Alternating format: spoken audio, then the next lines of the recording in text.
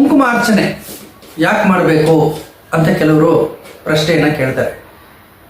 ಏನೇ ಕುಂಕುಮಾರ್ಚನೆ ರಹಸ್ಯ ಏನು? ನಮ್ಮ ಹೃದಯನೇ ಪ್ರತಿನಿತ್ಯ ಕುಂಕುಮಾರ್ಚನೆ ಮಾಡ್ತಿದೆ. ರಕ್ತ ಹೃದಯದಲ್ಲಿ ಪ್ರತಿ ಕ್ಷಣ ಹೋಗಿ ಆ ಹೃದಯ ಏನು ಮಾಡ್ತಿದೆ, ದೇಹದ ಅಂಗಾಂಗಗಳಿಗೆಲ್ಲ ಕುಂಕುಮದ ರಕ್ತಾರ್ಚನೆಯನ್ನು ಮಾಡ್ತಿದೆ. ಹೃದಯ ಮಾಡ್ತಿದ್ದು ಕುಂಕುಮಾರ್ಚನೆ. ಪ್ರತಿಯೊಂದು ಶರೀರದ ಭಾಗಕ್ಕೂ ಅದು ರಕ್ತವನ್ನು ಕಳಿಸುತ್ತೆ. ರಕ್ತ ಅಂದ್ರೇನು? ಕುಂಕುಮ ಅಂದರೆ ಶಕ್ತಿಗಿನ ತುಂಬುತ್ತಿದೆ. ರಕ್ತ ಸಂಚಾರ ಇಲ್ಲದಿದ್ರೆ ಆ ಭಾಗ ನಿರ್ಜೀವ ಆಗೋಗುತ್ತೆ. ಆದ್ದರಿಂದ ರಕ್ತ ಸಂಚಾರ ಆಗಲೇಬೇಕು. ಈ ನಮ್ಮ ಶರೀರವೇ ಒಂದು ಶ್ರೀಚಕ್ರ, ಶರೀರವೇ ಶ್ರೀಚಕ್ರ. ಈ ಶರೀರಕ್ಕೆ ಪ್ರತಿನಿತ್ಯ ಕುಂಕುಮಾರ್ಚನೆ ಎಲ್ಲ ಆಗ್ತಿದೆ, ಹೃದಯದಿಂದ ಆಗ್ತಿದೆ. ಹೃದಯ ಅಂದರೆ ಯಾರು? ತಾಯಿ ಜಗನ್ಮಾತನೇ ಆ ಹೃದಯ ಸ್ಥಾನದಲ್ಲಿ ನಿಂತುಕೊಂಡು ಶಕ್ತಿ ರೂಪದಿಂದ ಶಕ್ತಿನೇ ಕುಂಕುಮಾರ್ಚನೆ ಮಾಡ್ತಾರೆ. ಇದು ಕುಂಕುಮಾರ್ಚನೆ ರಹಸ್ಯ. ಇದು ಯಾವ ರೀತಿ ಆಮ್ನಾಯ ಪೀಠಗಳಿದೆ, ನಮ್ಮ ಶರೀರದಲ್ಲೂ ಆಮ್ನಾಯ ಕೇಂದ್ರಗಳಿದೆ. 72,000 ನಾಡಿಗಳು ನಮ್ಮ ಶರೀರದಲ್ಲಿ ಇರೋದು. ಒಂದೊಂದು ನಾಡಿಗಳು ಒಂದೊಂದು ಗ್ರಂಥಿಗಳಲ್ಲೂ ಶಕ್ತಿ ಅನ್ನೋದು ಕೇಂದ್ರೀಕೃತ ಆಗಿರುತ್ತೆ. ಆಜ್ಞಾಚಕ್ರ ಇಲ್ಲಿ ಒಂದು ಗ್ರಂಥಿ ಇದೆ, ಲಲಿತಾಸಹಸ್ರನಾಮದಲ್ಲಿ ಬರುತ್ತೆ. ಎಲ್ಲೆಲ್ಲಿ ಏನೇನು ಗ್ರಂಥಿಗಳಿದೆ, ರುದ್ರ ಗ್ರಂಥಿ ಎಲ್ಲಿದೆ, ವಿಷ್ಣು ಗ್ರಂಥಿ ಎಲ್ಲಿದೆ. ಗ್ರಂಥಿ ಅಂದರೆ ಗಂಟು ಅಂತ. ಎಲ್ಲೆಲ್ಲಿ ಯಾವ ಗ್ರಂಥಿಗಳಿದೆ ಆ ಗ್ರಂಥಿಗಳನ್ನ ಬಿಚ್ಚೋಳು, ಗಂಟನ್ನ ಬಿಚ್ಚೋಳು ಯಾರು? ದೇವಿ. ಈ ಕುಂಕುಮಾರ್ಚನೆ ಅನ್ನೋದು ಶಕ್ತಿ ತುಂಬುವಂಥ ಕೆಲಸ. ಅಂದರೆ ಕುಂಕುಮಾರ್ಚನೆ ಅನ್ನೋದು ಅಂತರಂಗದಲ್ಲಿ ನಡೀಬೇಕು. ಧ್ಯಾನದಲ್ಲಿ ಕೂತ್ಕೊಂಡಾಗ ಹೃದಯದಿಂದ ರಕ್ತ ಸಂಚಾರ ಕುಂಕುಮದ ರೀತಿ ಎಲ್ಲ ಶರೀರದ ಭಾಗಗಳಲ್ಲೂ, ಎಲ್ಲ ಚಕ್ರಗಳು, ಒಂದು ಶರೀರದಲ್ಲಿ ಒಂದೊಂದು ಭಾಗದಲ್ಲಿ ಒಬ್ಬೊಬ್ಬ ದೇವತೆ ಇರ್ತಾನೆ. ಆಯಾ ದೇವತೆಗಳಿಗೆ ಆ ಕುಂಕುಮಾರ್ಚನೆ ಸಲ್ತಾ ಇರುತ್ತೆ ಪ್ರತಿ ಕ್ಷಣ. ಇದೇ ಕುಂಕುಮಾರ್ಚನೆಯ ರಹಸ್ಯ. ಆ ಕುಂಕುಮ ರಕ್ತ ಕುಂಕುಮದ ರೀತಿಯಲ್ಲಿ ಎಲ್ಲ ಶರೀರದ ಭಾಗಗಳಿಗೂ ಹೋಗಿ ಶಕ್ತಿಯನ್ನು ತುಂಬುತ್ತೆ. ಇದು ಅಂತರಂಗದಲ್ಲಿ ನಡೆಯುವಂಥ ಕುಂಕುಮಾರ್ಚನೆ. ಬಾಕ್ಯದಲ್ಲಿ ನಾವು ಶ್ರೀಚಕ್ರ ಆರಾಧನೆಯನ್ನು ಮಾಡ್ತೀವಿ. ಶ್ರೀಚಕ್ರದ ಮೇಲೆ ಕುಂಕುಮವನ್ನು ಹಾಕ್ತಾ ಇರ್ತೀವಿ. ಅಂದರೆ ಕುಂಕುಮಾರ್ಚನೆ ಇಲ್ಲಿ ನಾವು ಬಾಕ್ಯದಲ್ಲಿ ಮಾಡುವಾಗ ಅಂತರಂಗದಲ್ಲಿ ಆ ಶಕ್ತಿ ಕೇಂದ್ರಗಳಿಗೂ ಶಕ್ತಿ ಹೋಗ್ತಾ ಹೋಗುತ್ತೆ, ಶಕ್ತಿ ಸಂಚಾರ ಆಗುತ್ತೆ. ಕುಂಕುಮಾರ್ಚನೆ ಮಾಡೋದ್ರಿಂದ ಮನುಷ್ಯನ ಶಕ್ತಿ ವೃದ್ಧಿ ಆಗುತ್ತೆ, ಅಪಾರವಾದ ಶಕ್ತಿ ಬರುತ್ತೆ. ಅದಕ್ಕೆ ಕುಂಕುಮಾರ್ಚನೆಯನ್ನು ಋಷಿಗಳು ಈ ಮಾರ್ಗದಲ್ಲಿ ನಮ್ಮನ್ನೆಲ್ಲ ಬಿಟ್ಟರು. ಕುಂಕುಮಾರ್ಚನೆಯನ್ನು ಮಾಡಿ ಅಂತರಂಗದಲ್ಲಿ ಒಳಗಡೆ ಏನೇನು ನಡೆಯುತ್ತೆ ಅದೇ ಬಾಕ್ಯದಲ್ಲಿ ತೋರಿಸ್ತು ಋಷಿಗಳು. ಅದೇ ಪೂಜೆ ಪುನಸ್ಕಾರ ಮಂತ್ರಗಳು ತಂತ್ರಗಳು ಯಂತ್ರಗಳು ಎಲ್ಲ ಇರಪ್ಪ ಅಂತ ಹೇಳಿದ್ರೆ, ಅಂತರಂಗದಲ್ಲಿ ಒಳಗಡೆ ಏನೇನು ನಡೆಯುತ್ತೆ ಅದನ್ನು ಬಾಕ್ಯದಲ್ಲಿ ತೋರಿಸಿದ್ರು. ಸಮುದ್ರ ಮಥನ ಒಳಗಡೆ ನಡೆಯುತ್ತೆ.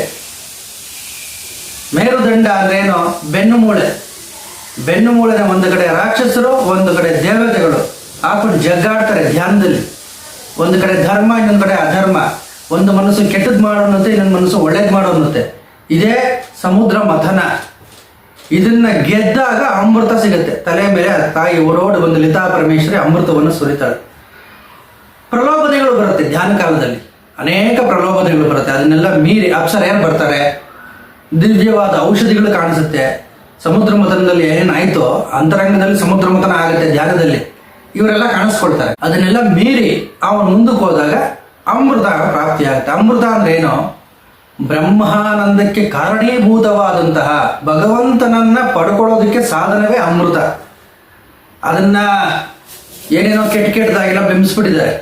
ನಮ್ಮ ದೌರ್ಭಾಗ್ಯ ಅದು. ಅಮೃತ ಅಂತ ಹೇಳಿದ್ರೆ ದೇವತೆಗಳು ಅಮೃತವನ್ನು ಬಯಸಿದ್ರು. ಯಾಕೆ? ಅಮೃತ ಧ್ಯಾನಕ್ಕೆ ಮನಸ್ಸನ್ನ ಪ್ರೇರೇಪಿಸುತ್ತೆ, ಭಗವಂತನ ಕಡೆ ಕರ್ಕೊಂಡು ಹೋಗುತ್ತೆ. ಸುರಾಪಾನ ಅನ್ನೋದು ಭೋಗದ ಕಡೆ ಎಳ್ಕೊಂಡು ಹೋಗುತ್ತೆ. ಇದಕ್ಕೆ ಇದೇ ಡಿಫರೆನ್ಸ್. ಅಮೃತಪಾನ ಮಾಡೋದ್ರಿಂದ ದೇವತೆಗಳು ತಪಸ್ಸಿಗೆ ಹೋಗಿ ಕೂತ್ಕೊಂಡ್ರು. ಯಾಕಂದರೆ ಅಮೃತ ಕುಡಿದ ಮೇಲೆ ಅವನು ತಪಸ್ಸು ಮಾಡಲೇಬೇಕು, ಧ್ಯಾನ ಮಾಡಲೇಬೇಕು, ಭಗವಂತನ ಕಡೆ ಎಳ್ಕೊಂಡು ಹೋಗ್ಬಿಡುತ್ತೆ ಅಮೃತಪಾನ. ಸುರಾಪಾನ ಕೆಟ್ಟ ಕೆಲಸ ಮಾಡು, ಭೋಗವನ್ನು ಅನುಭವಿಸೋ, ಲೌಕಿಕದ ಕಡೆ ಎಳ್ಕೊಂಡ್ಬರುತ್ತೆ. ರಾಕ್ಷಸರು ಲೌಕಿಕದ ಕಡೆ ಬಂದರು, ನಮಗಿದು ಬೇಡ, ಪಾರಮಾರ್ಥಿಕ ಜೀವನ ಬೇಡ, ನಮಗೆ ಇದೇ ಸಾಕು ಅಂತ. ದೇವತೆಗಳು ಉನ್ನತ ಮಾರ್ಗಕ್ಕೆ ಹೋದ್ರು. ಇಲ್ಲ, ನಮಗೆ ಪ್ರಪಂಚವನ್ನು ಮೀರಿದ ಇನ್ನೊಂದು ಸುಖ ಇದೆ, ಪ್ರಪಂಚದ ಆಚೆಗೆ ಇನ್ನೊಂದು ಸುಖ ಇದೆ, ನಮಗೆ ಆ ಸುಖ ಬೇಕು, ಭಗವಂತನ ಸುಖ ಬೇಕು. ಅದನ್ನು ದೇವತೆಗಳು ಬಯಸಿದ್ರು. ಯಾರು ರಾಮಕೃಷ್ಣ ಪರಮಹಂಸರ ಜೀವನ ಚರಿತ್ರೆಯನ್ನು ಅಧ್ಯಯನ ಮಾಡಿ ದೇವಿ ಉಪಾಸನೆ ತೊಡಗುತ್ತಾರೆ, ಅವರಿಗೆ ನಿಜವಾಗ್ಲೂ ದೇವಿ ಪ್ರತ್ಯಕ್ಷ ಆಗ್ತಾಳೆ. ಇದು ಅಕ್ಷರಶಃ ಸತ್ಯ. ಪ್ರಾಮಾಣಿಕವಾಗಿ ಗುರುವಾಗಿ ರಾಮಕೃಷ್ಣ ಪರಮಹಂಸರನ್ನು ಭಾವಿಸಿ ಸಾಧನೆಯಲ್ಲಿ ತೊಡಗಿದಾಗ ದೇವಿ ಅನುಗ್ರಹ ಖಂಡಿತ ಆಗುತ್ತೆ ಅವ್ರಿಗೆ. ಯಾಕಂತ ಹೇಳಿದ್ರೆ ರಾಮಕೃಷ್ಣ ಪರಮಹಂಸರು ಬೇರೆ ಅಲ್ಲ, ಕಾಳಿ ಮಾತೆ ಬೇರೆ ಅಲ್ಲ, ಒಂದೇ ಅವರಿಬ್ರು ಅಭಿನ್ನ ತತ್ವ. ಕಾಳಿ ಮಾತೆಗೂ ರಾಮಕೃಷ್ಣ ಪರಮಹಂಸರಿಗೂ ಅಭಿನ್ನ ತತ್ವ. ಆದ್ದರಿಂದ ಅವರನ್ನ ಉಪಾಸನೆ ಮಾಡೋದ್ರಿಂದ ಭಗವತಿ ಉಪಾಸನೆ ಮಾಡಿದಷ್ಟೇ ಫಲ. 64 ರೀತಿಯ ಉಪಚಾರಗಳನ್ನು ಹೇಳಿದ್ದಾರೆ ದೇವಿನಲ್ಲಿ. ದೇವಿ ಉಪಾಸನೆಯಲ್ಲಿ 64 ಉಪಚಾರಗಳು. ಈ ಉಪಚಾರಗಳಲ್ಲೆಲ್ಲ ಇನ್ನೂ ಹೆಚ್ಚಿದೆ, 64 ಅಂತಲ್ಲ, 108 ಉಪಚಾರಗಳು. ದೇವಿ ವಿಗ್ರಹನ ಇಟ್ಕೊಂಡು ಯಾರ್ಯಾರು ಪೂಜೆ ಮಾಡ್ತಿದ್ದೀರಾ ಅವರೆಲ್ಲ ಈ ಉಪಚಾರಗಳನ್ನು ದೇವಿಗೆ ಸಮರ್ಪಣೆ ಮಾಡಬೇಕು. ಪ್ರಧಾನವಾದದ್ದು ಕೆಲವೊಂದು ಹೇಳ್ತಾ ಹೋಗ್ತೀನಿ. ಏನಪ್ಪ ಅಂತ ಹೇಳಿದ್ರೆ, ಷೋಡಶೋಪಚಾರ ಪೂಜೆ ನಿಮಗೆಲ್ಲ ಗೊತ್ತಿದೆ. ಪ್ರಧಾನವಾದದ್ದು ಕಣ್ಣಿಗೆ ಕಾಡಿಗೆ ಇಡುವಂಥದ್ದು, ದೇವಿ ವಿಗ್ರಹಕ್ಕೆ ಕಣ್ಣಿಗೆ ಕಾಡಿಗೆ ಇಡುವಂಥದ್ದು, ದರ್ಪಣ ತೋರಿಸೋದು, ದೇವಿಗೆ ಕನ್ನಡಿಯನ್ನು ತೋರಿಸೋದು, ಸುಗಂಧ ದ್ರವ್ಯಗಳನ್ನು ಲೇಪನ ಮಾಡೋದು ದೇವಿಯ ವಿಗ್ರಹಕ್ಕೆ. ಇದು ವಿಗ್ರಹಕ್ಕೆ ಪುಷ್ಟಿಯನ್ನು ಕೊಡುತ್ತೆ, ಉಪಾಸನೆಯನ್ನು ವೃದ್ಧಿ ಮಾಡುತ್ತೆ. ಧೂಪ, ಸುಗಂಧವಾದಂತಹ ಧೂಪವನ್ನು ದೇವಿಗೆ ಸಮರ್ಪಣೆ ಮಾಡೋದು. ಕರ್ಪೂರ ವೀಟಿಕ ಅಂದರೆ ಪಚ್ಚಕರ್ಪೂರದಲ್ಲಿ ವೀಟಿಕನೇ ಕಾಲಕ್ರಮೇಣ ಅಪಭ್ರಂಶ ಆಗಿ ಬೀಡ ಆಯಿತು. ವೀಟಿಕ ಬೀಡ ಆಯಿತು, ವಕಾರ ಬಕಾರ ಆಯಿತು. ಕರ್ಪೂರ, ಲವಂಗ, ಜಾಕಾಯಿ, ಜಾಪತ್ರೆ ಇದನ್ನೆಲ್ಲ ಹಾಕಿ ಕರ್ಪೂರ ವೀಟಿಕೆ ತಾಂಬೂಲವನ್ನು ಸಿದ್ಧಪಡಿಸಿ ದೇವಿಗೆ ಸಮರ್ಪಣೆ ಮಾಡೋದು. ಗಂಧ, ಶ್ರೀಗಂಧ, ಬಿಲ್ಲಪತ್ರೆ, ತುಳಸಿ, ದಾಸವಾಳ ಇದರಿಂದ ಅರ್ಘ್ಯವನ್ನು ಕೊಡೋದು. ಇವೆಲ್ಲ ಶಕ್ತಿ ಉಪಾಸನೆಯಲ್ಲಿ ಇರ್ತಕ್ಕಂಥ ರಹಸ್ಯ ವಿಚಾರಗಳು. ಇದನ್ನೆಲ್ಲ ಅರ್ಘ್ಯ ಕೊಟ್ಟರೆ ದೇವಿ ಸುಪ್ರೀತಳಾಗ್ತಾಳೆ. ಆ ದೇವಿಯ ನಾಮವನ್ನು ತಗೊಂಡು ಇದರಿಂದ ಅರ್ಘ್ಯವನ್ನು ಸಮರ್ಪಣೆ ಮಾಡಬೇಕು ದೇವಿಗೆ. ದೇವಿಯ 64 ಉಪಚಾರಗಳಲ್ಲಿ ದೇವಿಯ ತಲೆಯನ್ನು ಬಾಚೋದು, ಹೂವನ್ನು ಮುಡಿಸೋದು, ಅವಳ ಪಾದ ಸೇವೆಯನ್ನು ಮಾಡೋದು, ಇನ್ನೂ ಅನೇಕವಿದೆ ಉಪಚಾರಗಳಲ್ಲಿ. ಅದರಲ್ಲಿ ಕೆಲವಾರು ಉಪಚಾರಗಳನ್ನು ನಾನು ನಿಮಗೆ ಇವಾಗ ಹೇಳಿದ್ದೀನಿ. ಅದು ಅಷ್ಟೂ ಮಾಡೋದಕ್ಕಾಗೋದಿಲ್ಲ ಅಂತ ಸಂಕ್ಷಿಪ್ತವಾಗಿ ನಾವೇನು ಮಾಡ್ತೀವಿ, 16 ಉಪಚಾರಗಳನ್ನು ಮಾಡಿಬಿಡ್ತೀವಿ, ಷೋಡಶೋಪಚಾರಗಳು ಅಂತ. ವಿಸ್ತಾರವಾಗಿ ಉಪಚಾರಗಳನ್ನು ಶಕ್ತಿಪೀಠಗಳಲ್ಲಿ, ಇಂದಿಗೂ ಸಹ ಶಕ್ತಿಪೀಠಗಳಲ್ಲಿ ಎಲ್ಲ ಉಪಚಾರಗಳು ದೇವಿಗೆ ನಡೆಯುತ್ತೆ. ಈ ಎಲ್ಲ ಉಪಚಾರಗಳನ್ನು ಸಂತುಷ್ಟಳಾಗಿ ದೇವಿ ಆ ವಿಗ್ರಹದಲ್ಲಿ ಆವಿರ್ಭಾವ ಆಗ್ತಾಳೆ. ದೇವಿ ಬೇರೆ ಅಲ್ಲ, ಅವಳ ವಿಗ್ರಹ ಬೇರೆ ಅಲ್ಲ.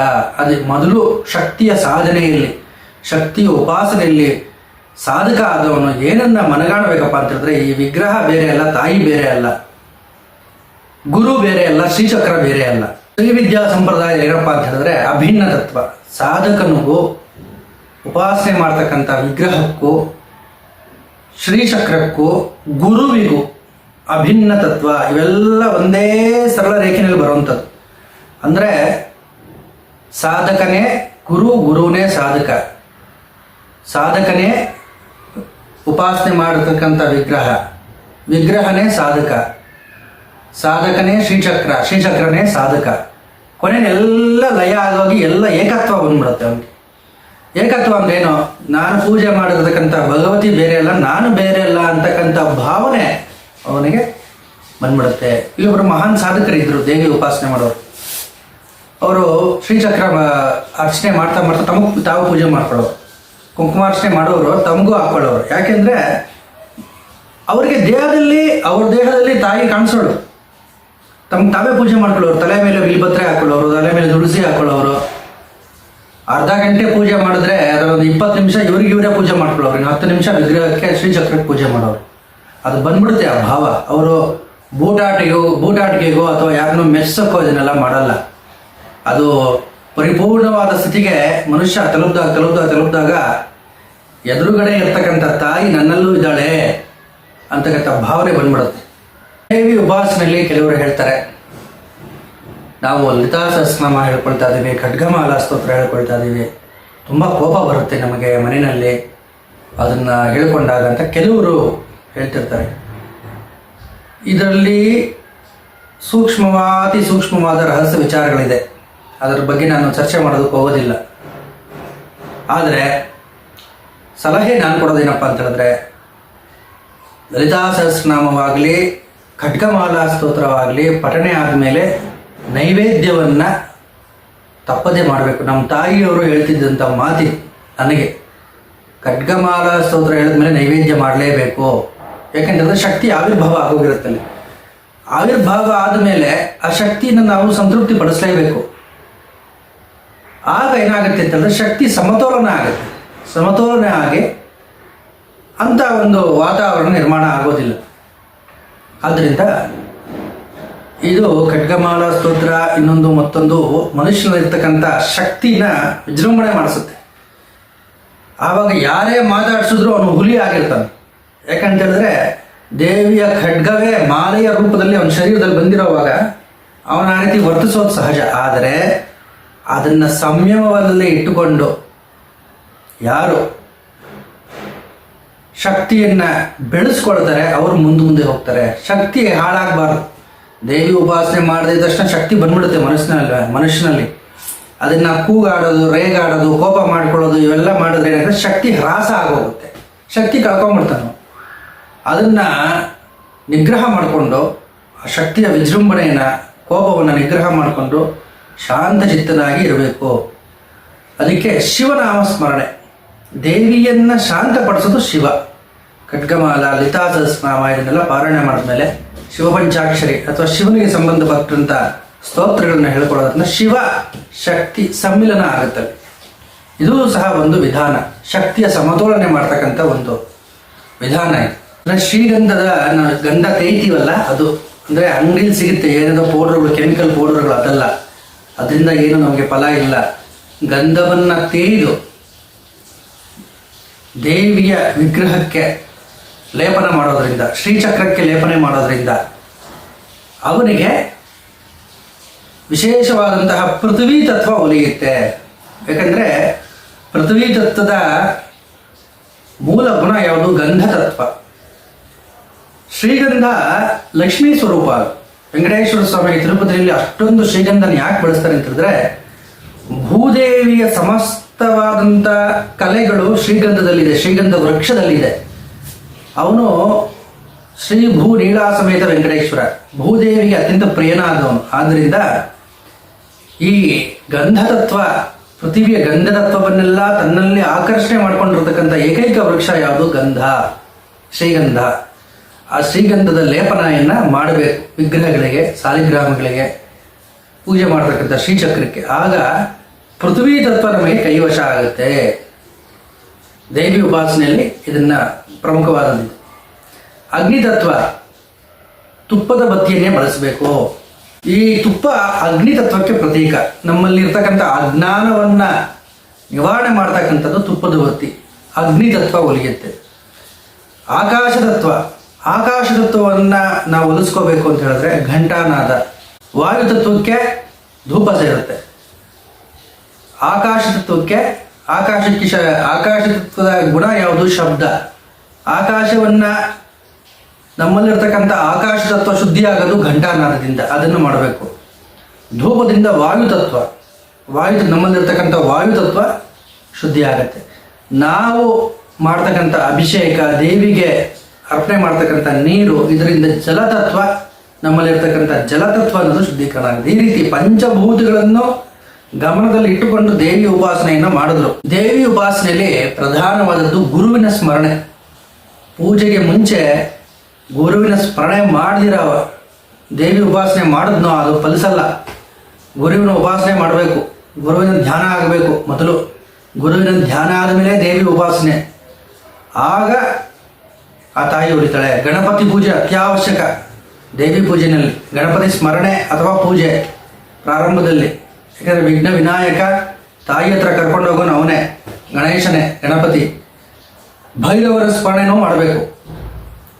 ಯಾಕಂತ ಹೇಳಿದ್ರೆ ಈ ದೇವಿ ಸಂಪ್ರದಾಯಗಳಲ್ಲಿ ಭೈರವ, ಗಣಪತಿ ಇವರೆಲ್ಲ ಪ್ರಮುಖರು. ಅದನ್ನು ರಹಸ್ಯ ವಿಚಾರಗಳನ್ನು ಹೇಳೋದಕ್ಕೆ ಹೋಗೋದಿಲ್ಲ, ಅವೆಲ್ಲ ಬೇರೆ ಬೇರೆ ಸಂಪ್ರದಾಯಗಳಲ್ಲಿ ಬರುತ್ತೆ. ಸಾಮಾನ್ಯವಾಗಿ ದೇವಿ ವಿಗ್ರಹ, ಫೋಟೋ ಈ ರೀತಿ ಇಟ್ಕೊಂಡು ಪೂಜೆ ಮಾಡೋರು ಈ ವಿಧಾನಗಳೆಲ್ಲ ಅನುಸರಿಸಬಹುದು. ಇದನ್ನೆಲ್ಲ ಸ್ಮರಣೆ ಮಾಡೋದ್ರಿಂದ ದೇವಿ ಅನುಗ್ರಹ ಆಗುತ್ತೆ.